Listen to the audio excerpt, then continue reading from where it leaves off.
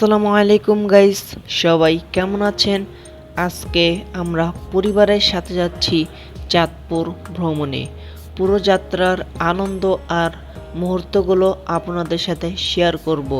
চলুন শুরু করি আজকের সুন্দর যাত্রা।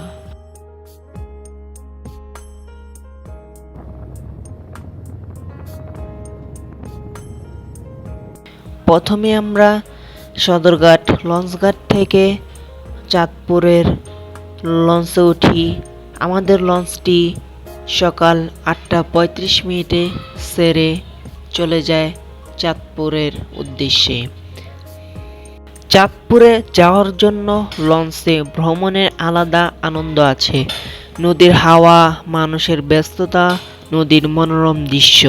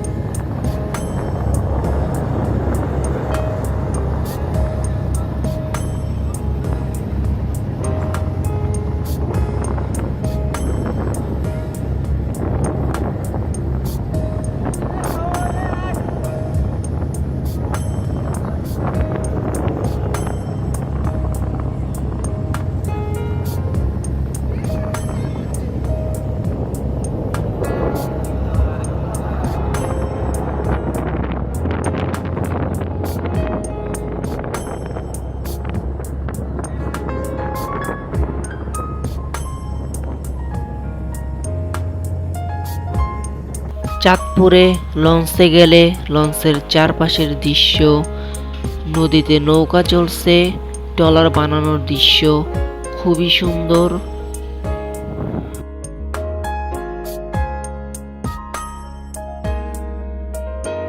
চলেন লঞ্চের চারপাশের দৃশ্য উপভোগ করা যাক।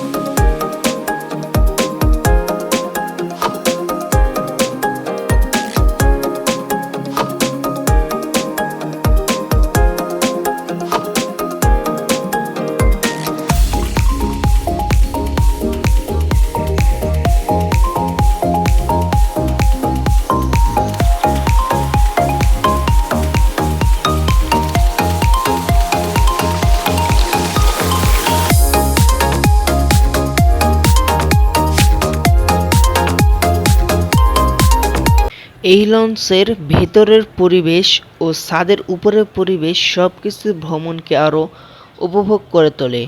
আর আমরা যে লঞ্চে গিয়েছিলাম সে লঞ্চের ছাদেও ছিল বিভিন্ন রকমের গাছ, খেজুরের গাছ ও বিভিন্ন ফুলের গাছ। ছাদের পরিবেশটা দেখতে খুব সুন্দর দেখাচ্ছিল।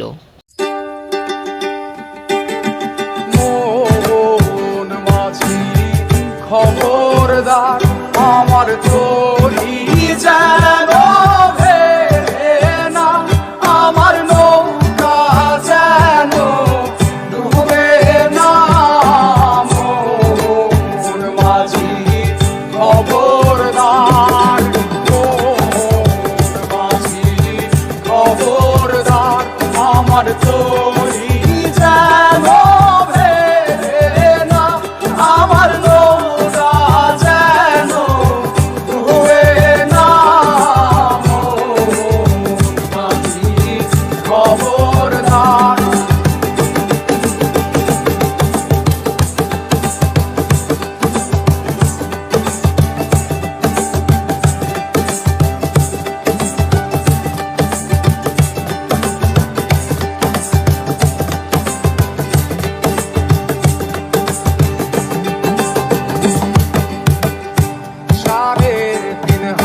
নৌকার খাঁচা মন মাঝি রে ঘন ঘন ঝরা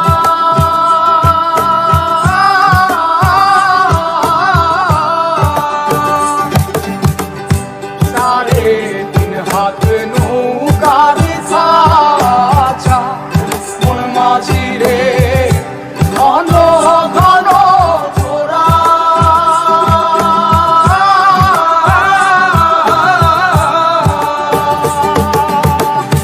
সেই নৌকা খান বাইতে আমার রে মন মাঝি রে আর হইল তোরা রে মন মাঝি খবরদার। এমন মুহূর্তগুলো সত্যিই অনেক মূল্যবান। পরিবারের সাথে চাঁদপুর ভ্রমণের স্মৃতিগুলো আমার সারা জীবন মনে থাকবে।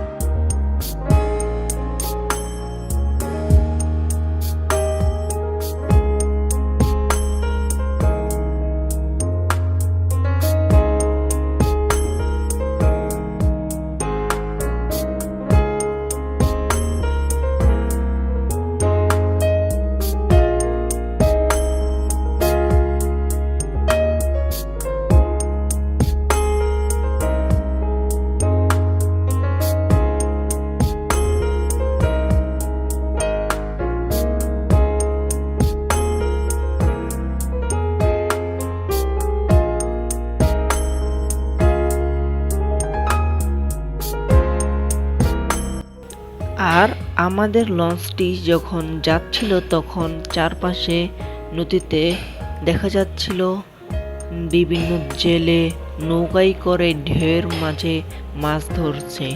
খুবই সুন্দর প্রকৃতি দেখাচ্ছিল।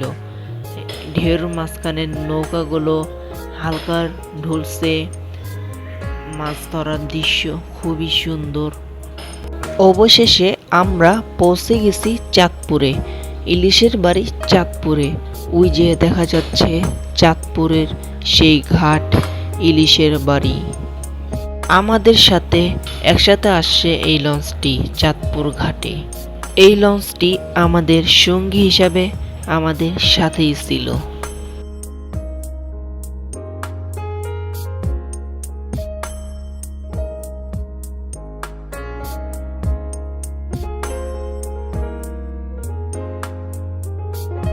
আমরা যেহেতু শুরু থেকে লঞ্চে ওঠার পরে ছাদে উঠেছিলাম, সেজন্য আমরা ছাদ থেকে নিচে নামলাম। এখানে যারা বসেছিল তারাও রেডি লঞ্চ থেকে নামার জন্য। আর এই সিটগুলো হচ্ছে চেয়ার, এগুলো ভাড়া হচ্ছে 250 টাকা। এই যে আমরা লঞ্চ থেকে নেমে যাচ্ছি, এই হলো চাঁদপুরের শহর, ইলিশের বাড়ি চাঁদপুর। আর এই হচ্ছে চাঁদপুরের লঞ্চ ঘাট। আমরা যে লঞ্চে ঢাকা থেকে চাঁদপুর এসেছি এটাই ছিল সেই লঞ্চ। এই হচ্ছে চাঁদপুরের লঞ্চ ঘাট। চাঁদপুরের লঞ্চ ঘাটের সামনে বিভিন্ন মানুষ নৌকায় করে মাছ বিক্রি করছিল। দৃশ্যটা খুবই সুন্দর ছিল।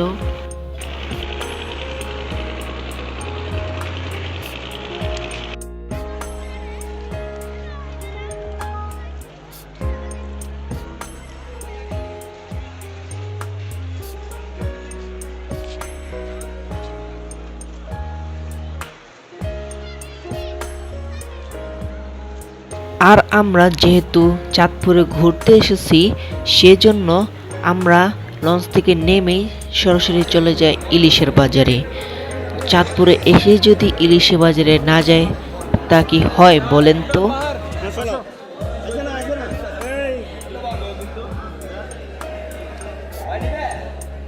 এই হচ্ছে চাঁদপুরের ইলিশ বাজার, যেটা চাঁদপুরের ঘাট থেকে নেমেই 20 টাকা অটো ভাড়া দিয়ে এখানে আসা যাবে। এটা হলো চাঁদপুর রেল স্টেশনের পাশে ইলিশের বড় বাজার।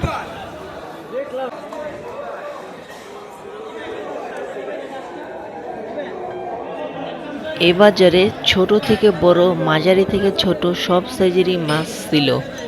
আর আমরা ঘুরে ঘুরে দেখছিলাম। আমরাও মাছ নিয়েছিলাম, কিন্তু কিনার ভিডিও করা হয়নি।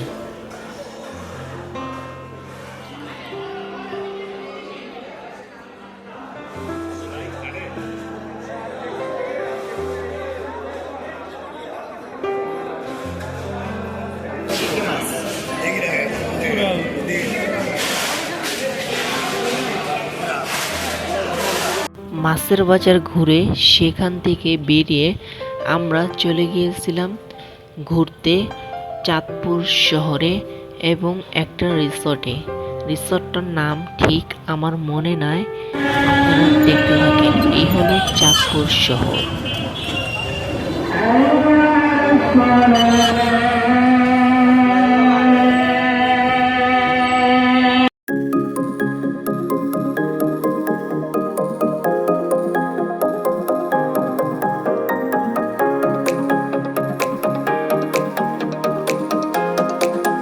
আর এইখানের একটি জিনিস আমার খুব ভালো লেগেছে, এখানে সিনজিগুলো কালার একটা একরকম, যেমন হলুদ, নীল, সবুজ এবং গোলাপি, বিভিন্ন রঙের কালারে দেখতে খুবই হাস্যকর দেখাচ্ছে।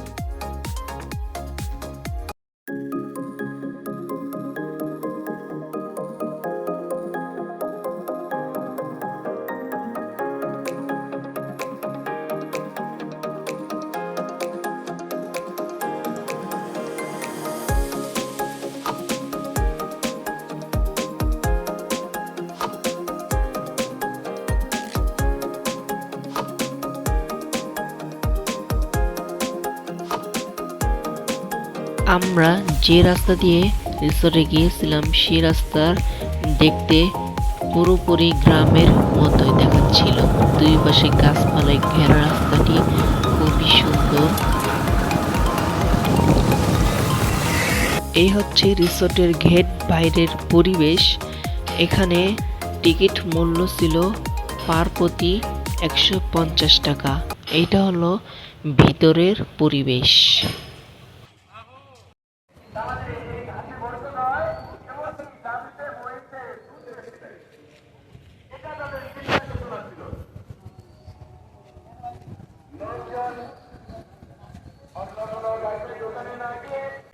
এই রিসর্টটি খুবই বড় ছিল।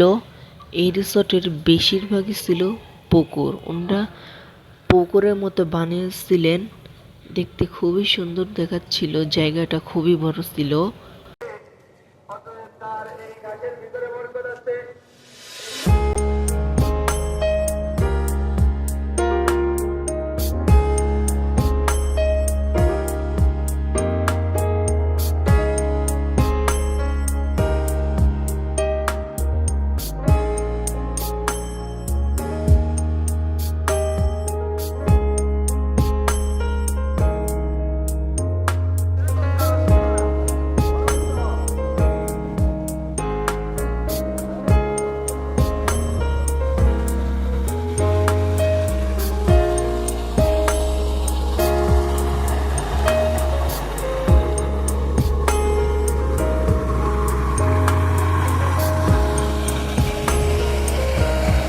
আর এইটা হচ্ছে সেই রিসর্ট।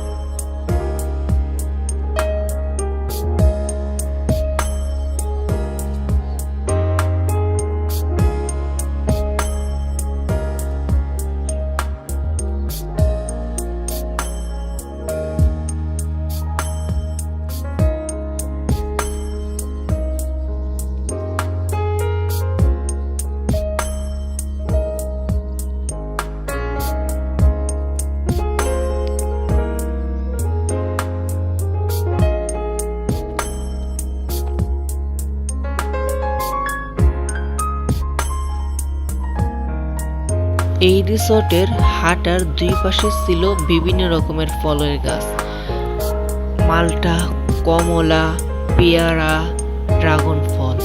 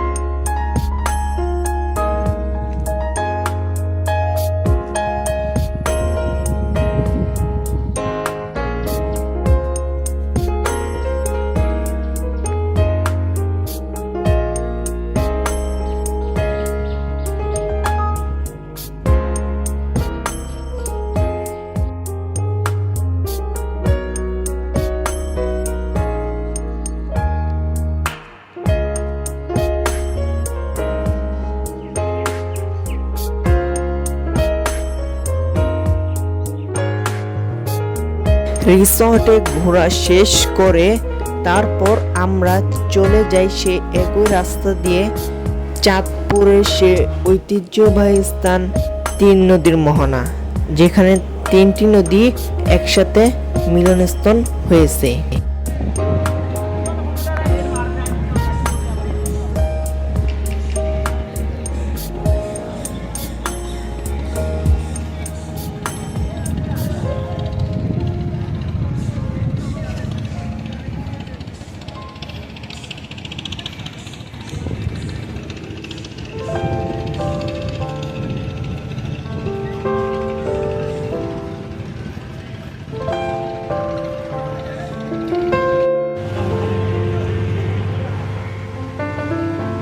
এই তিন নদীর মিলনস্থল। এই নদীতে তিন নদীর পানি তিন ধরনের। এখানে তিনটি নদী হলো পদ্মা, মেঘনা ও ডাকাতিয়া। এখানে প্রাণী ঘূর্ণিস্রোত তৈরি হয়। এখানে সচরাচর অনেক লঞ্চ ডুবে যায়।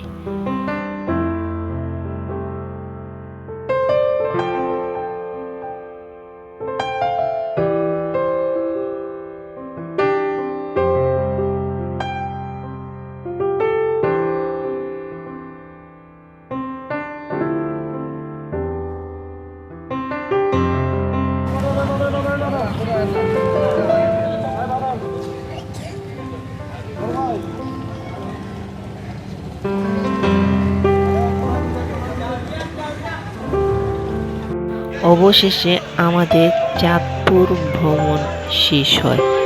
আজকের দিনটা ছিল সত্যি অসাধারণ।